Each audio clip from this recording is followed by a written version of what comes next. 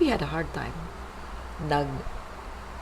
I preferred na in the morning we tuhog-tuhog ng karne for barbecue. In the afternoon, my children and I are in the side street, selling barbecue. Yung isang classmate ko sa high school who's already a teacher in San Vicente, dumaan. Nakita niya ako, nagtitinda ako ng barbecue. Ayaw tumingin.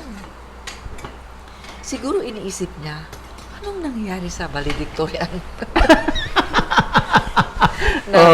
Yan ang no? Yun yung mga...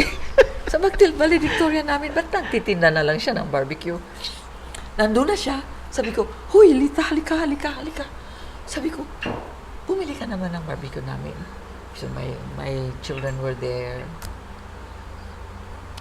Amoy usok kami. Binili niya lahat. Siguro sa awa niya sa akin. Anong nangyari sa kanya? So, yun. So, kung ano-ano ang ginagawa ko, kung ano ang tinitindak ko, para makakita ng, Gaano katagal yan, ma'am? Ay, matagal. Matagal. Oh my God, I saw my children eating linugaw again for the third day. Kasi yung kuha namin, yung bigas namin ini-stretch. Di ba kung lugaw yun, it will be stretched. Ang ulam namin bagoong.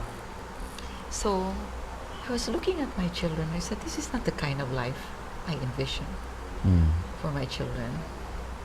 And before I knew it, I was shedding tears. And sabi ni Kudo, sabi niya, nanay, don't cry. Nasasarapan kami sa linugaw.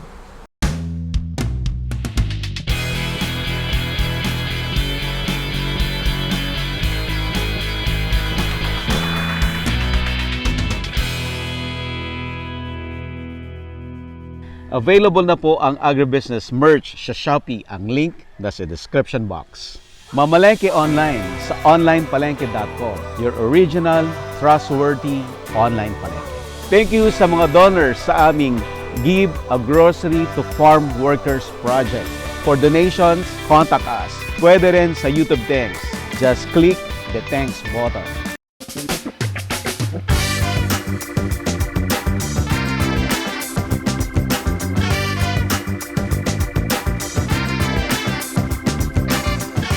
Mag-subscribe na sa Pinoy How To YouTube channel. Hello, Ma'am Jane. Kararating ko rin lang. Oo nga po daw. But you've checked in already. Not yet. Hello, sir. Hi, sir. Good evening. Good evening. Ano, Carlos? Yeah. It's like we had a long day. Parang si Ma'am Jane din eh. We had a long Yes, I just arrived. So, I think... Sige pa. For a while daw. Sige.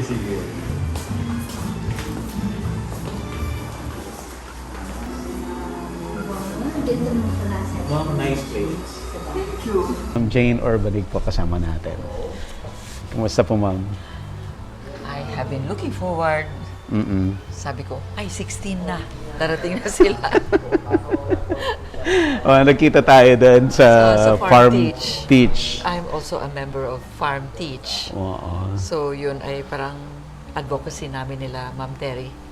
I was so inspired when nung nagkita tayo sa Farm Teach, sabi ni Buddy, kaya ko rin. Pwede. Kaya ko rin ito. So parang iniisip ko, in fact, my daughter, si Lua, sabi niya, Nanay, ilang beses ko nang sinasabi sa'yo, it's about time. Yes. So, Buddy, I'm so glad you're here. At least, ma-enjoy ninyo yung Dang Maria. By the way, this is Dang Maria. Sige, ma'am. She is my mother. And sa Kuyo nun, ang Dang means aling or Madam Maria. So, Dang Maria is Aling Maria. Oh, I see. Kasi, alam mo, Buddy, long time ago, mga 1936, my parents, Tomas and Maria, mga teachers sila, bumili sila ng homestead na 24 hectares. Dito, na noong mga panahon na yun, liblib talaga ito, Aha. parang gubat. But they bought 24 hectares for 2,000 pesos. Hulugan pa. This is my share. Parang may inheritance. So yun. Parang hindi ka panipaniwala, ano? Biro mo, 24 hectares, 2,000 pesos, hulugan pa. Oo. At nasa city proper. Yes, yes, yes. But that was 1938. Before the war. Before the war. Mga teachers sila, you know how teachers salaries are, diba? Maliit lang. So talagang yun talaga. Because they believed in real estate as an investment. So yun. Ayan. So, sabi ko nga si Ma'am Jane nung unang-unang nakita ko, wow, sobrang articulate. Ay, Ang galing-galing magsalita. Ma'am, kwento niyo, ano yung background niyo sa ating audience? ay, buddy, kailangan pa ba yun? Oh, well, yes, ma'am. Yes.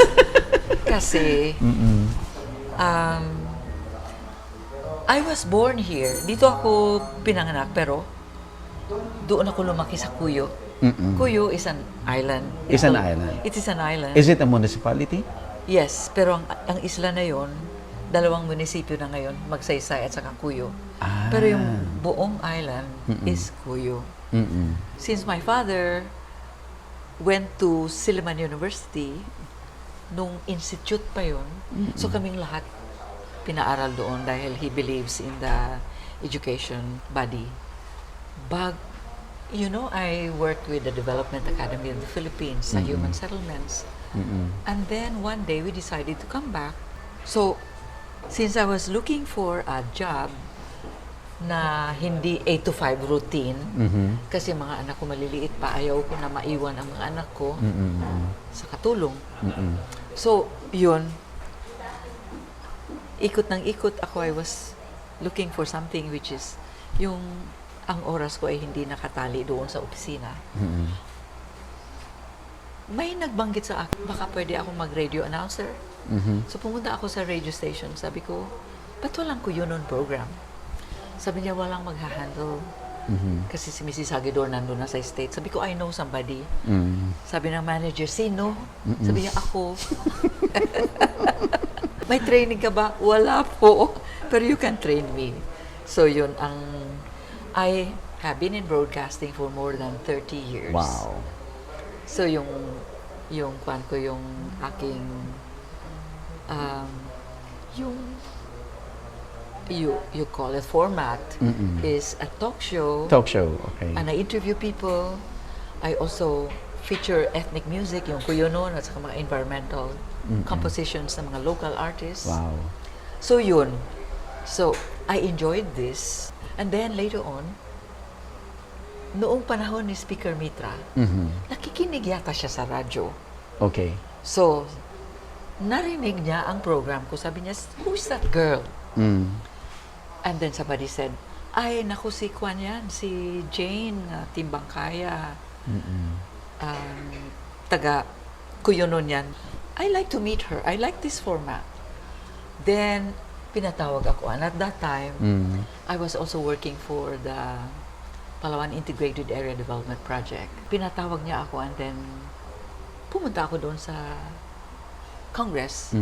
So sabi niya, can you be the media coordinator for the Office of the Speaker Wow. sa Palawan? Sabi ko, Speaker Mitra, why me? Sabi niya, because you speak Kuyonon, Tagalog, English. Pati Cebuano. And alam mo ang kultura sa Palawan. So yun, but my interest, body in agriculture, grew. You see, Dang Maria is full of plants. I used to dream about being part of the regreening of Palawan. Kasi ang dami na ring forest na nasira. But, you know, environmental protection is very, very intertwined with politics. And medyo nakakapagod yung politics na tikman ko na yun. And I said, ito na lang ipapagreen ko. ito na lang, Dang Maria, ang magiging green. So, I have a little farm dyan sa likod. Okay. Na-audit naman kami nung December. So, I lost some Trees. structures. Okay, structures. Yes, but now we are reviving it. But inuna namin ito at saka yung Nevas, yung isang restaurant sa city. Yeah, with the you're serving pizza, is that? Pizza, we serve pizza also here. All right. So, yun ang unang naming priority kasi mabilis yun ang kumikita. Gusto. Yung farm, alam mo ba, ang farm naman ay, if Sige, it's ma'am. a small scale, hindi ka kikita. But, we integrated it. Doon sa little farm na yun, we produce Okay. like basil. For the vinegar. restaurant.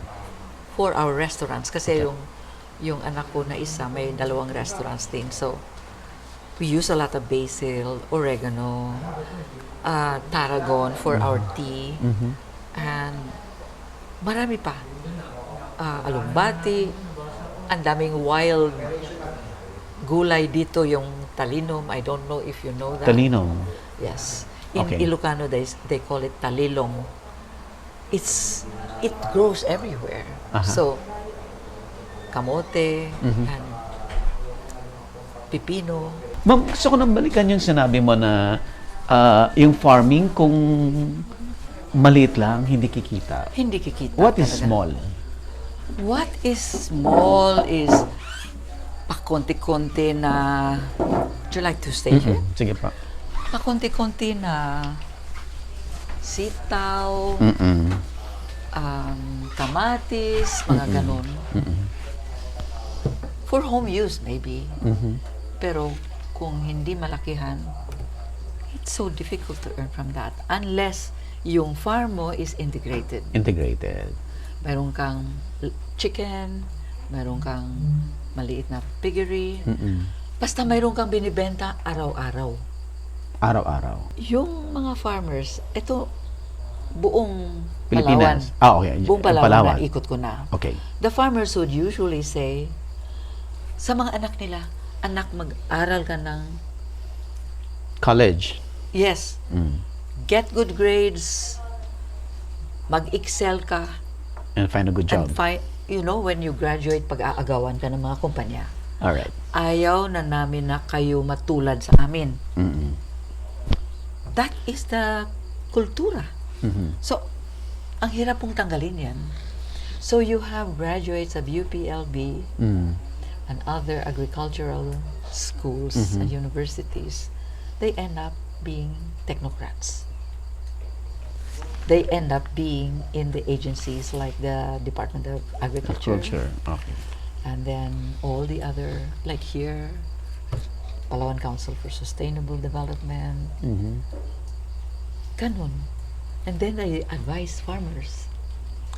And they themselves don't have any farm. So parang theories. So paano yun? Sana ang agriculture can really be taken care of by the government na mismo ang mga nagtuturo ay hindi yung technocrats, theories, yung mismo, yung mismong mga practitioners. Ma'am, since you mentioned it's already a culture, kasi somehow, di ba, yung old farmers, ganun parang hindi nila na-appreciate kasi ang nakikita lang nila lagi ay yung hirap, di ba? And probably because hindi kumikita. Alam natin yan, di ba, na hindi sila kumikita. That's the reason why gusto nila yung anak nila mag-aral. And it's already a culture. Hindi lang naman dito. Halos mong Pilipinas, yun ang mindset ng magulang, no? Paano natin yan babaguhin na yun ang naging effect na ang mga graduates ay na supposedly magtuturo sila on how to improve agriculture, wala silang actual experience sa farming. That's right. Paano? I think intensive education campaign. And then, pauso talaga. ng mga tinitingala ng mga tao. Modeling. Modeling. So, kung sino yung pwedeng Sino may influence? Yes. Kung sino may influence. Pati ang gobyerno natin, halimbawa, nag-oversupply ng radish. Sana may mga subsidies. Katulad sa ibang bansa, di ba? Alright. May mga subsidies para sa farmers. Hindi utang. Kasi ang utang, bugbog sarado na ang mga farmers sa utang, babayarin din nila. Nangungutang na nga sila sa sinusuplayan nila. Pagdating ng harvest time, pambayad lang ang utang. Balik na naman sila sa square one, di ba? I really don't know, buddy. I'm not an expert on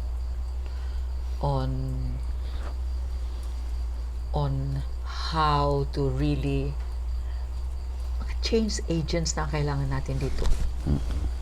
But I think more and more people are now into that. Yung isang NGO dito, yung Picard, they work very, very quietly. They're now in contact with 1,500 farmers in Rojas town. And during the times when we organized, we call it Tarabidan. Tarabidan is Kuyo known for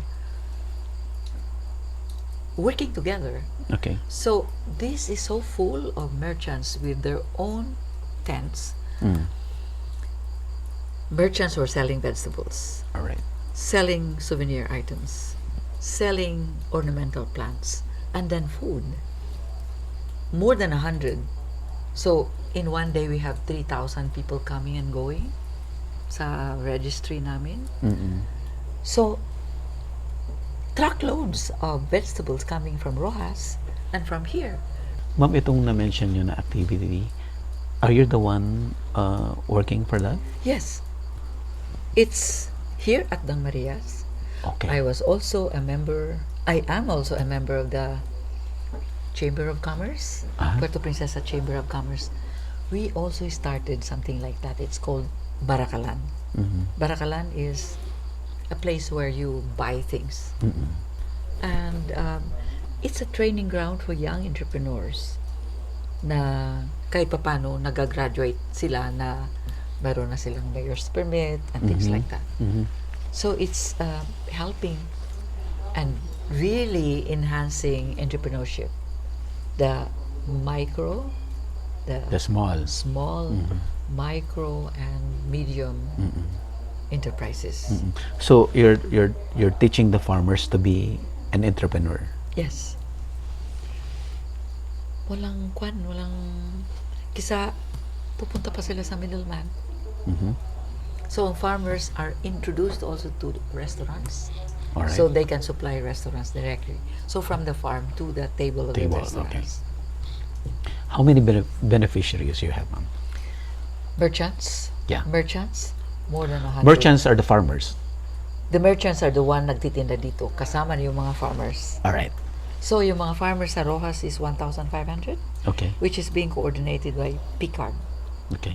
And then dito naman si Melissa Makasait, city agriculturist, is in contact with 500 farmers. Okay. And they're here. But since they're here, yung mga umiikot, meron silang calling card.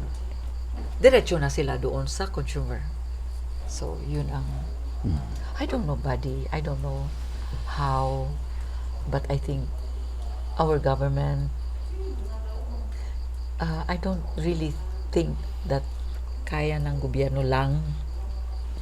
People who are transformation agents, change agents, should really pull resources together to help i-change yung kultura na yun na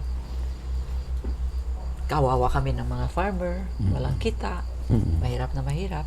Dapat yun ay katulad sa Japan. If you're a farmer, you're rich.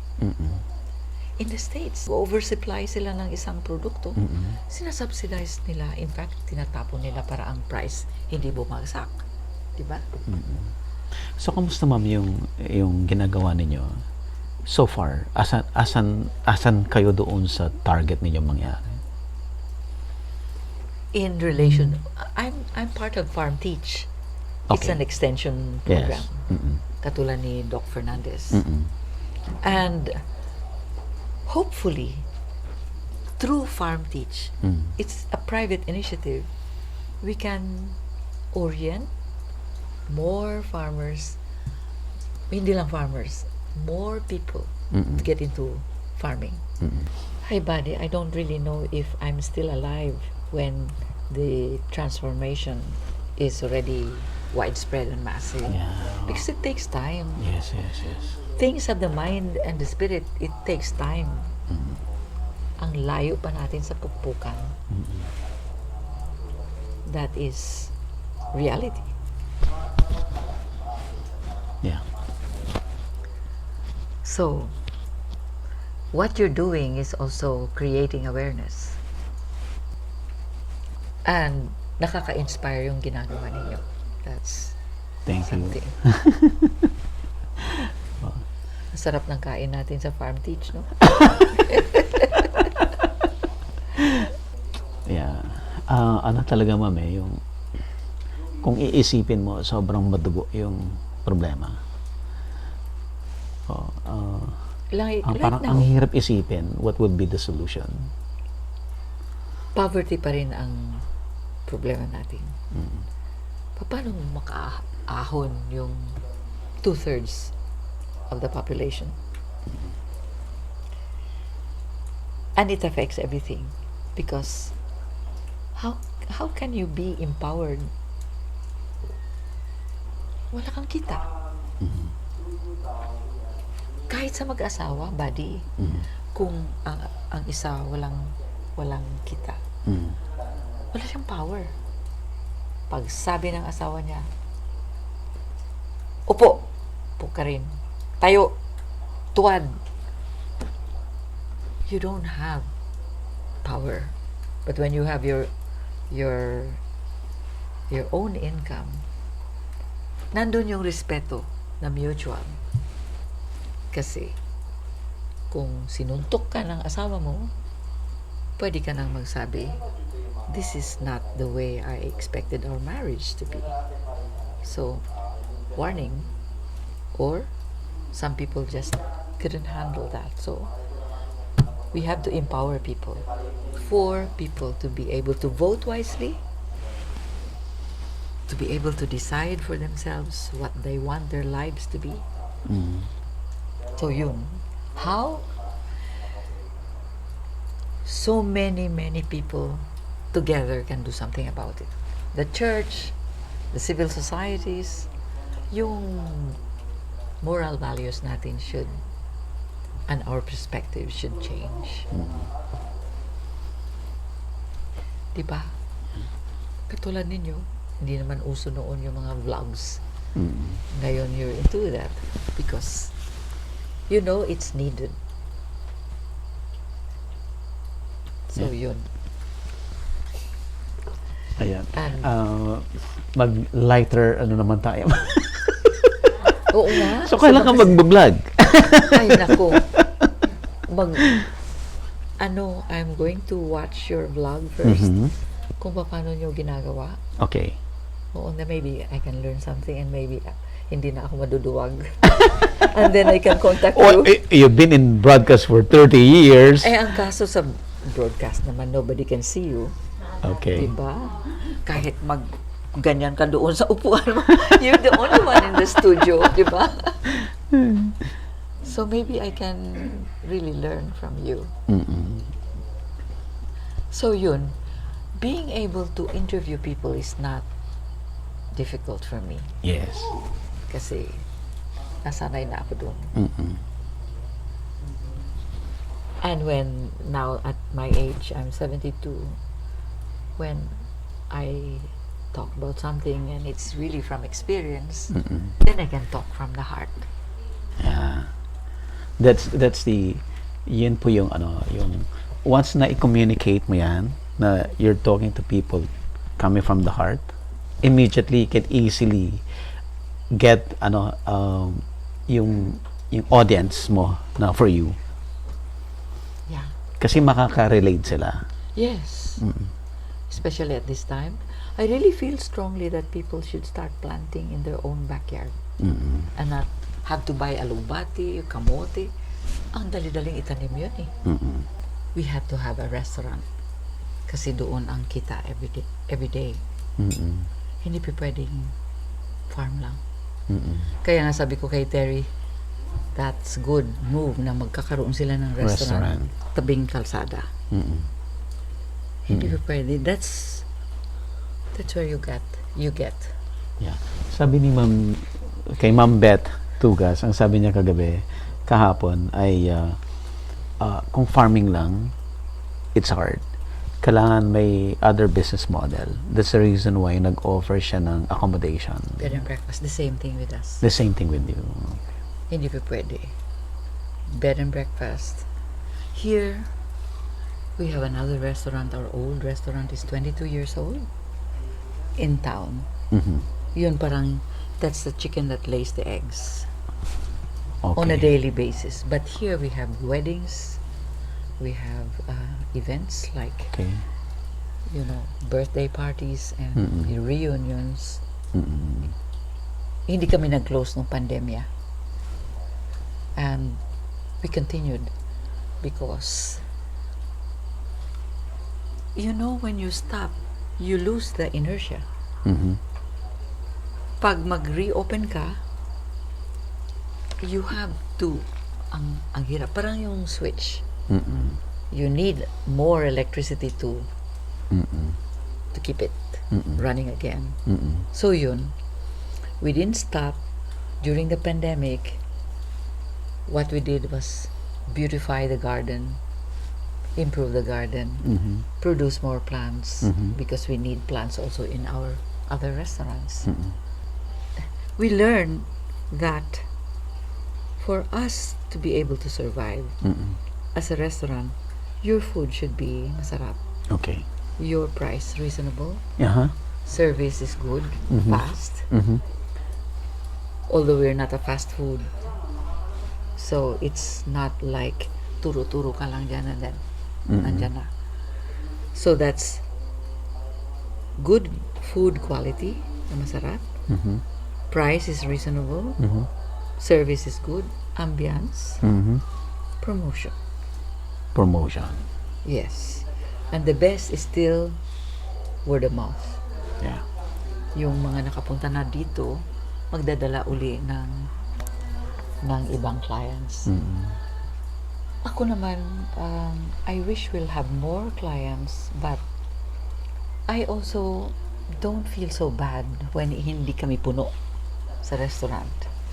Because if punong-puno, parang factory na wala ka ng panahon to sit down with the guests and know them better. And I like this restaurant to be something like that.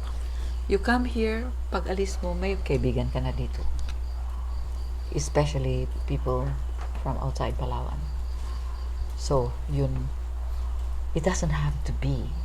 Kasi nga, ang Pinoy, kung may pera, generally, pag may pera, punta sa Jollibee, punta sa McDo, punta sa hotel na malalaki. Somehow, my observation is, hindi masyadong kwela itong klaseng restaurant sa maraming Pinoy. Dito sa Dangmariay, it's another factor na hindi masyadong maraming customer. Malayo. People who come here usually have cars. And they like the quiet. That's why when I was invited by the malls here to put Dangmariay in their malls, I said, no. How can I bring this ambience there? I'm not just selling food. I'm selling an experience. I'm selling serenity. So, I don't belong there. Kung gusto mong kumain sa Dangmariay, pumunta ka dito.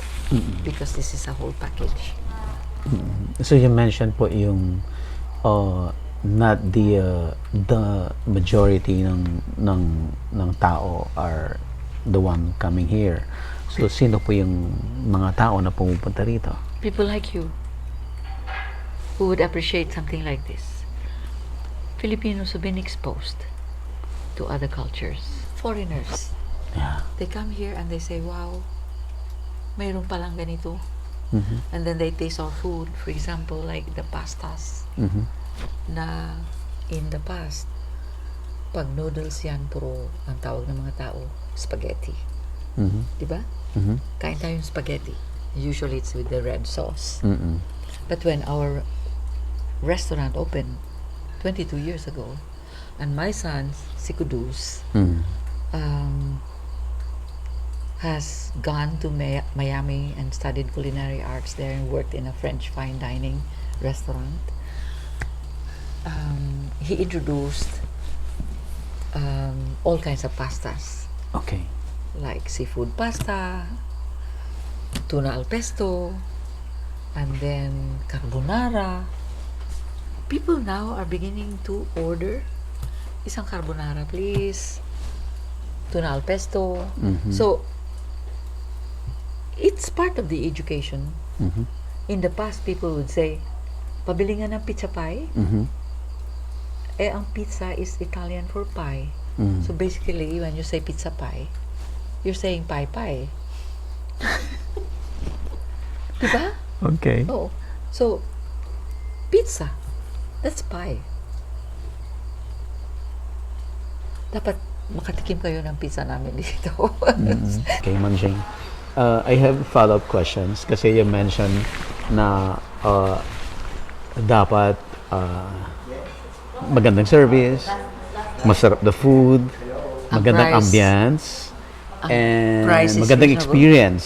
Yes. Pero lahat yun na-mention na yon ay kung titingnan natin yung old marketing, it must be pricey. Pero Yes. sabi mo, dapat reasonable. Paano mo gagawin yon na may magkakaroon ka ng reasonable price na binibigay mo yung lahat ng criteria for a high-end experience? Actually, when you look at Dang Maria from outside, Mm-mm. some people say nakaka-intimidate because they think it's mahal. Okay. But when they discover our prices here, they're surprised. Hindi pala mahal. Okay. Hindi rin masyadong mura. Okay. Andun lang. Mm-mm. Even our rooms, Mm. bed and breakfast, ganun din. We don't, if this were in El Nido, ganitong ambience, Ambience. Super mahal. mahal. Okay. But here we have so much competition, and I would rather it is may tao kaysa ka wala. Kasi yung mga in the past, mga time ng pandemic, the rich people don't go out to restaurants. Yes. Takot sila. Yes. They would rather stay in their own homes. Mm-mm. So yun, magbabalanse ka talaga, buddy, because you have to be sensitive to the trends. You have to see. We also learned, my family and I learned that it's not sometimes what you like. You have to consider what is a need in the community and how do you satisfy that. Sa totoo lang, I am not a pizza eater. I'm not even a pasta eater. Why are we selling pizza and pasta? Because it is fulfilling a need of many people. Sabi ko sa anak ko si Kudus, he would be coming out. You've met him. Sige. Sabi ko, Doy, our first restaurant was also our home. So it's a home restaurant. Sabi ni Kudus, kay Neva, kasi all of them became entrepreneurial because, buddy, we went through tough times in this town. As in, really tough time na alas 11 na wala pa akong ipapakain sa mga anak ko. Talaga? Yes. So, sabi nila, necessity is the mother of invention. So, all my children, they would sell things in school. Magre-repack ng mani, magre-repack ng green peas. Si Neva, polvoro naman ang sa kanya. So all of them became entrepreneurs. And when they were growing up, ay di, hirap na hirap kami. Sabi ko, guys, you have to enjoy this time in our lives. This is a chance for you to enjoy this because someday we will be so rich you wouldn't have a chance. So sabi nila, when now they look back and say, sinanay talaga. But I said, it's just a matter of time. And my feeling is I have to educate my children into thinking, yes, work hard, but you work smart. It's not enough to be hardworking. You have to be smart. So kung alam mo na, katulad ni Kudus, nagtanim siya dito ng radish. Wala pa ito. Pag harvest niya, kasabay yung mga radish na hinarvest na ng ibang farmers. He was in grade 6. Pag uwi niya sa bahay, sabi niya, nanay, ang price ng radish sa palengke ganito lang. Sabi niya, lugi pa ako.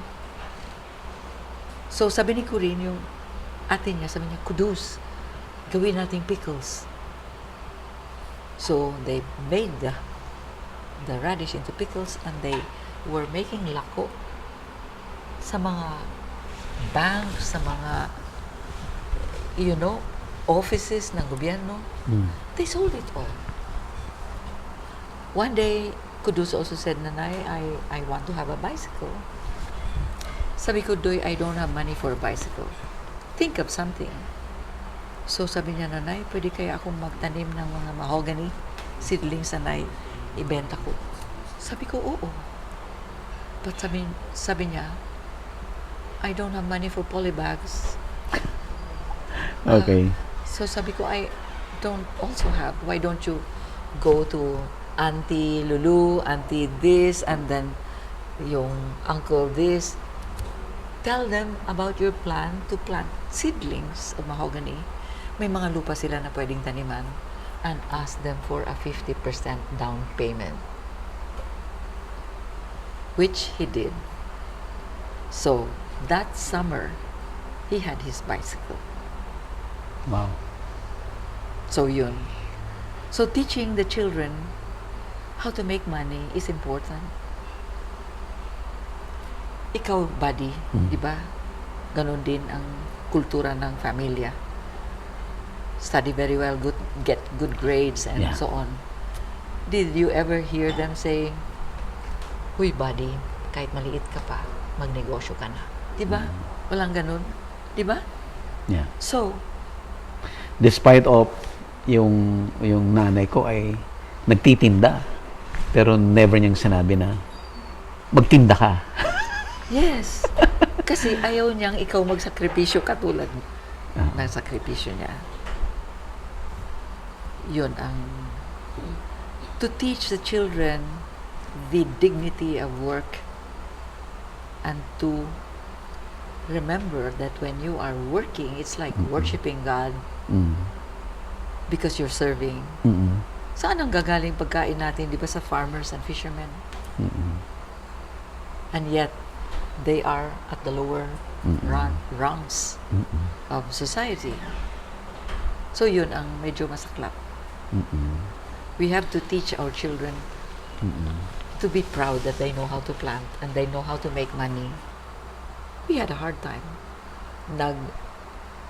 I preferred na in the morning we tuhog-tuhog ng karne for barbecue. In the afternoon, my children and I are in the street, the side street, selling barbecue. Yung isang classmate ko sa high school who's already a teacher in San Vicente, dumaan. Nakita niya ako, nagtitinda ako ng barbecue. Ayaw tumingin. Siguro iniisip niya, anong nangyari sa Valedictorian? Yan ang no? Yun yung mga... Sa Valedictorian namin, ba't nagtitinda na lang siya ng barbecue? Nandun na siya. Sabi ko, Huy, halika. Sabi ko, bumili ka naman ng barbecue namin. So my children were there. Amoy usok kami. Binili niya lahat. Siguro sa awa niya sa akin na, ano nangyari sa kanya?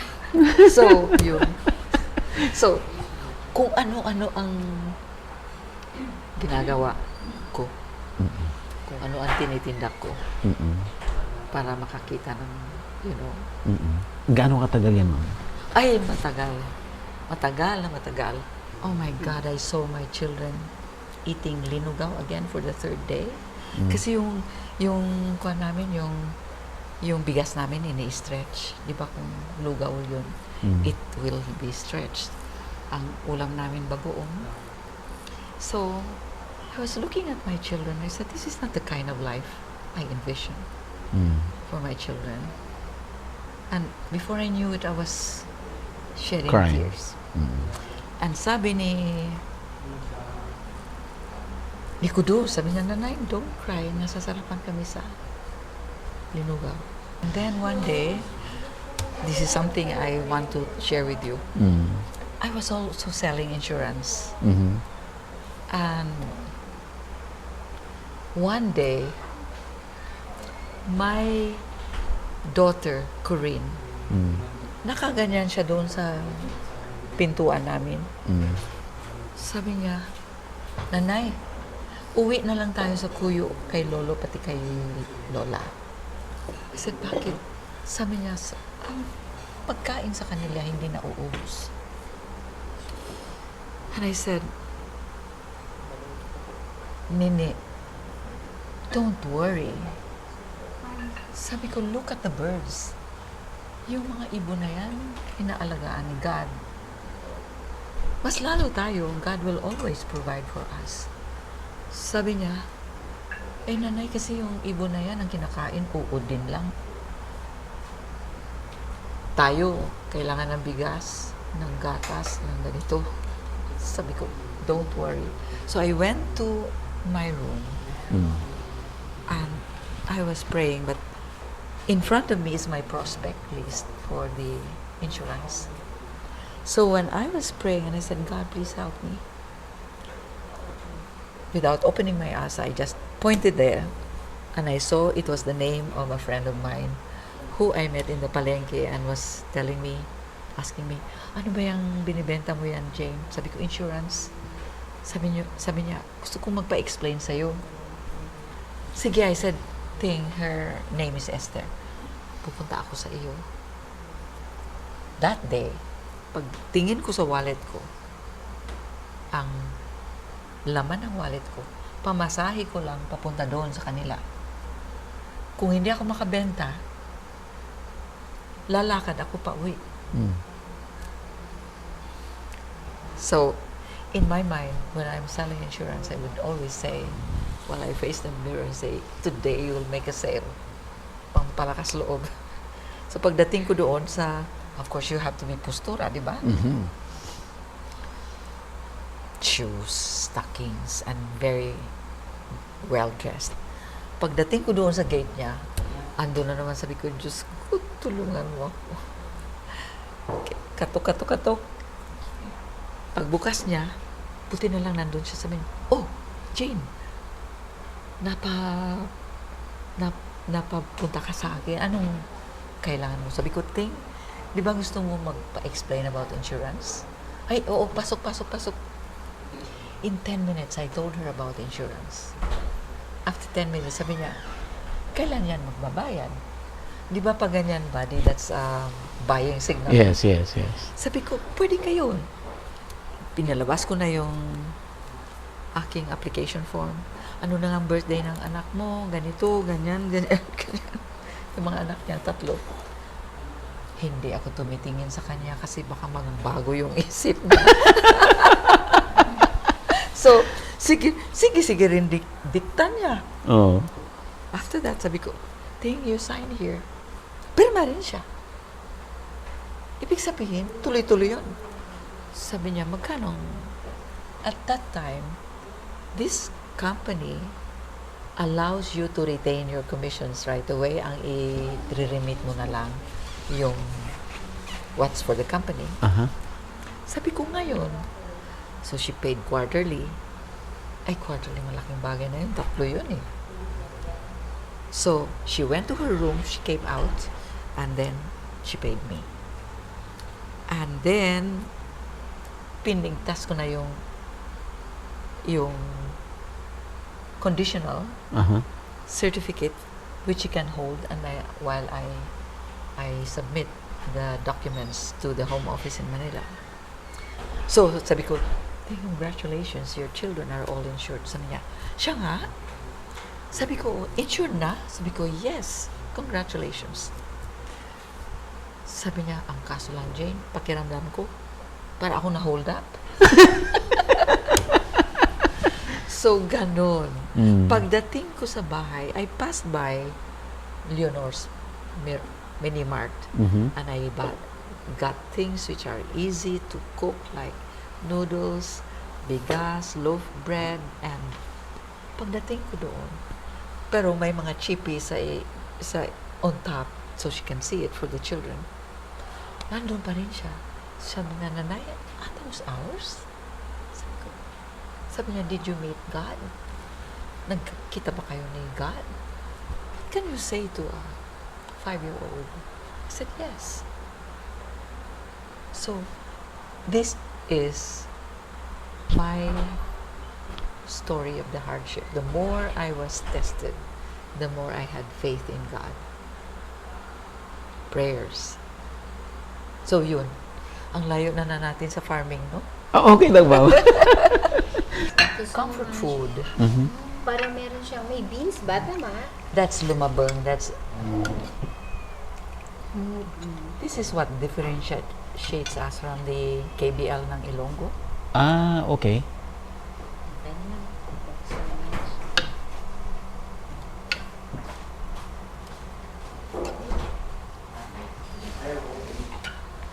Thank you. Thank you. And you usually eat it with, we call it yaho. It's bagoong lang ko yun, no? So you eat it, kaunti-kaunti lang sa rice, no? Why you take this?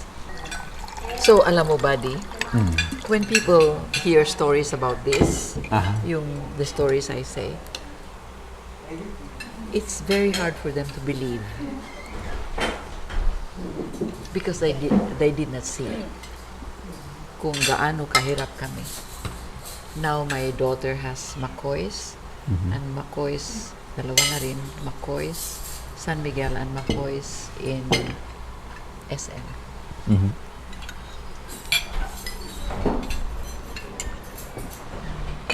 You have to, a little bit like that. Oh. A little bit like this.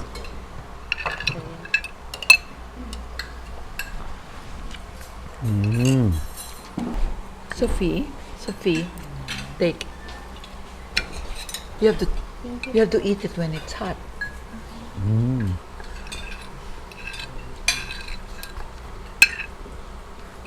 Kailan nag-change yung life ninyo? It was a slow process. Unti-unti. The children are growing up and I was getting recognized as a broadcaster. When opportunities came, then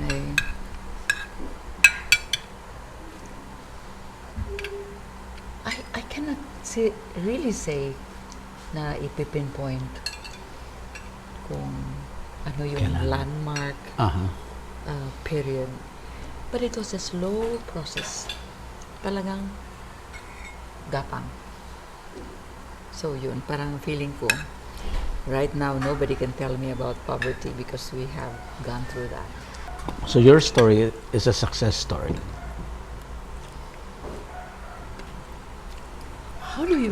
I don't know how you call that, but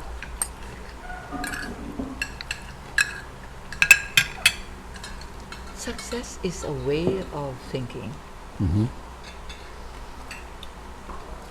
Even during those times when we were having a hard time. The fact that hindi kami naggawa ng hindi maganda, it's success. The fact that I was able to raise my children with good values, success. The fact that they were able to grow na may respeto sa trabaho, that's success. So, it's the way you look at what you think is success. It's not all material things. Yeah. So yun. Yung third, nag-medicine pero nagkasakit. Yung fourth, gusto mag-medicine, walang pera. Sabay-sabay sila sa college. Pagdating sa akin, ang mga sisters ko nasa States na eh. So they were sending money. And parang, I graduated valedictorian. So, parang, sabi ng tatay, kaya ng utak mo, kaya ng bulsa natin, ikaw na magdoktor. So, I'm feeling, plus, ito pa, cat, you know. One day, I was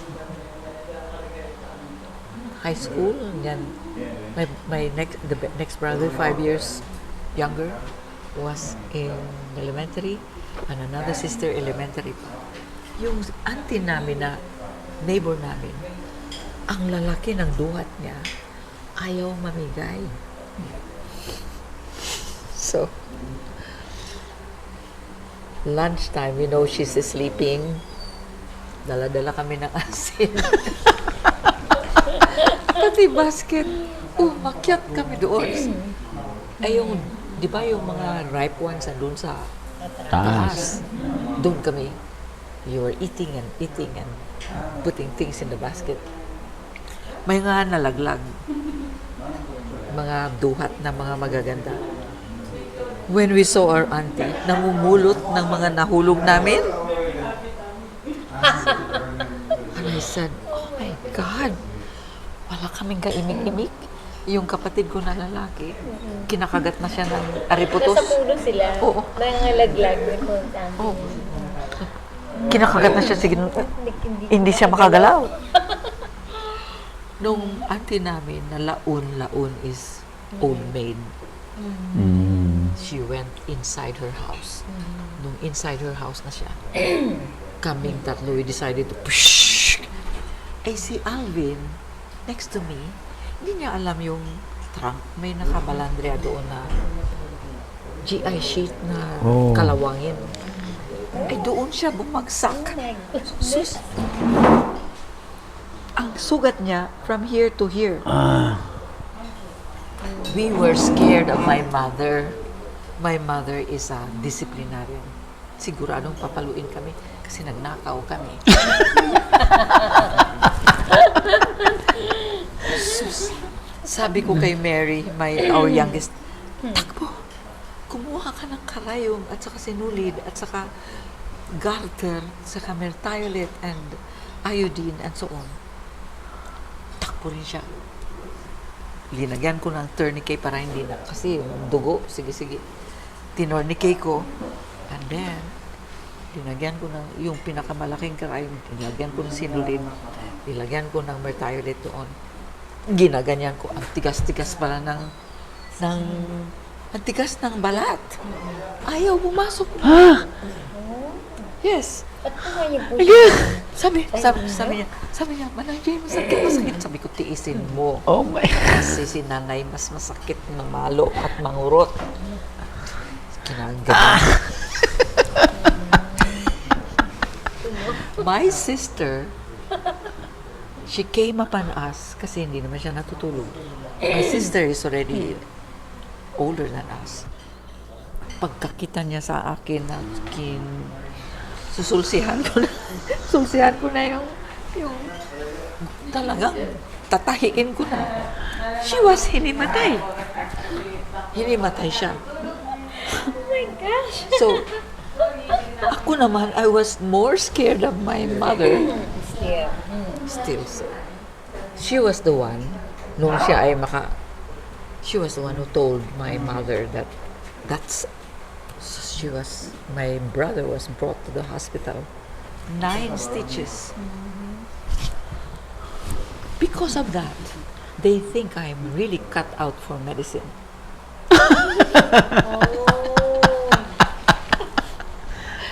Yes. So, only to find out from me that I like to enroll in music and creative writing. So, hindi ako pinagbigyan.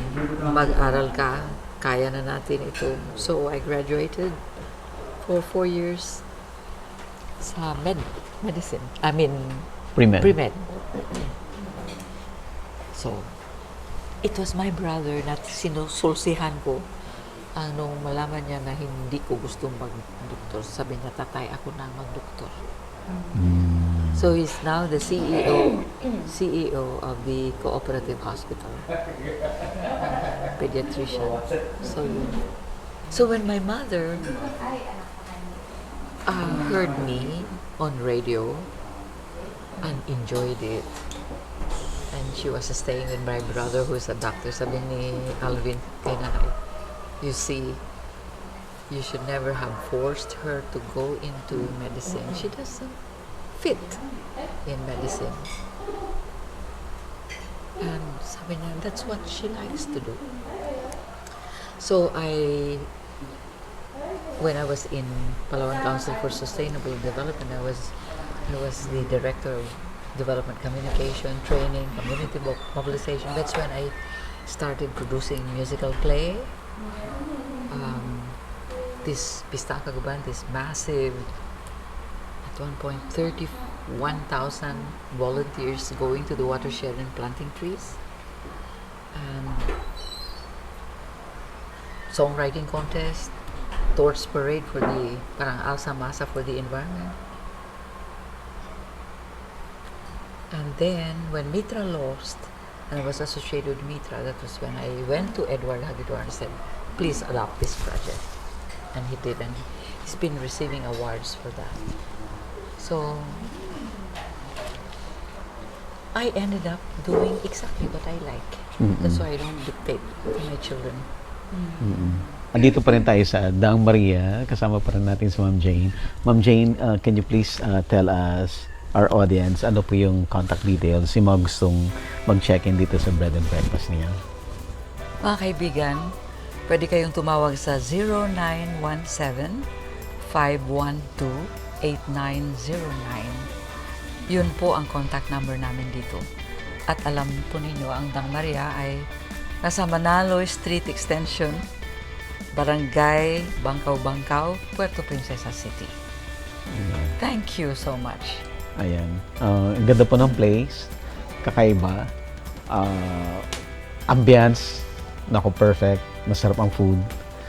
Ayan. At si Ma'am, na-witness ko, nag-entertain siya mismo ng guest. Diba? Mahirap. Wala kang makikita ganun sa Manila. Ay, nako.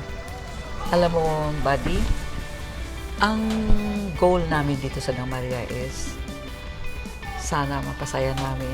I mean, our business is making people happy. Mapasaya namin at saka nanaisin ng mga nakapunta na ng Daang Maria na balik-balikan siya.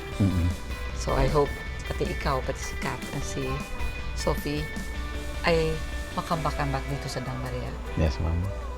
Okay. So, hindi pa rin ho tayo tapos.